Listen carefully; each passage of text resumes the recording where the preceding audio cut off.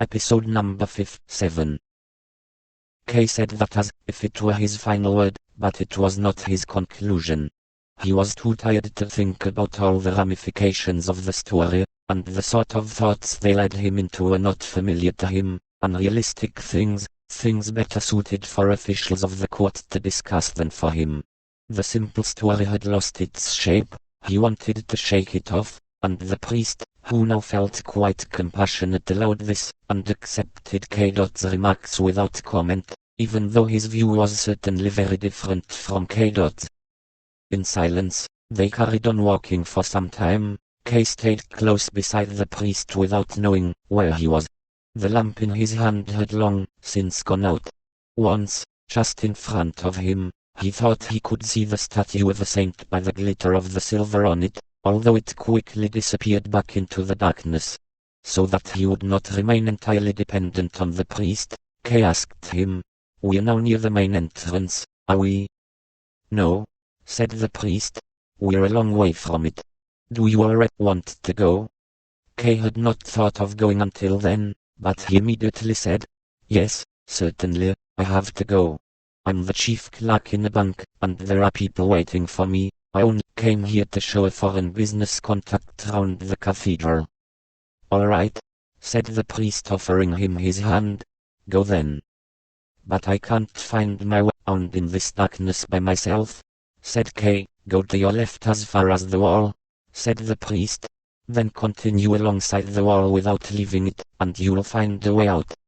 The priest had only gone a few paces from him, but K was already shouting loudly, "Please, wait."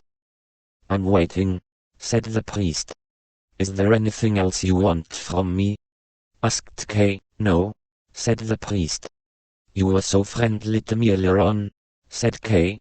"And you explained everything, but now you abandon me as if I were nothing to you." "You have to go," said the priest. "Well, yes," said K. "You need to understand that." "First, you need to understand who I am," said the priest. "You're the prison chaplain," said K, and went closer to the priest. It was not so important for him to go straight back to the bank as he had made out. He could very well stay where he was. "So that means I belong to the court," said the priest. "So why would I want anything from you? The court doesn't want anything from you. It accepts you when you come, and it lets you go when you leave." Chapter 10 End. The evening before K.'s first birthday, it was about 9 o'clock in the evening, the time when the streets were quiet. Two men came to where he lived. In frock coats, pale and fat, wearing top hats that looked like they could not be taken off their heads. After some brief formalities at the door of the flat when they first arrived, the same formalities were repeated at greater length at K.'s door. He had not been notified they would be coming, but K sat in a chair near the door, dressed in black as they were, and slowly put on new gloves, which stretched tightly over his fingers, and behaved as if he were expecting visitors. He immediately stood up, and looked at the gentleman inquisitively.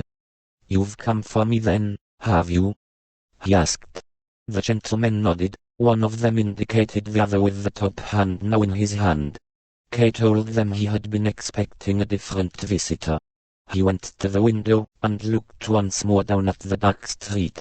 Most of the windows on the other side of the street were also dark already. Many of them had the curtains closed. In one of the windows on the same floor, where there was a light on, two small children could be seen playing with each other inside a playpen, unable to move from where they were, reaching out for each other with their little hands. "Some ancient, unimportant actors, that's what they've sent for me," said K to himself, and looked round once again to confirm this to himself. "They want to sort me out as cheaply as they can."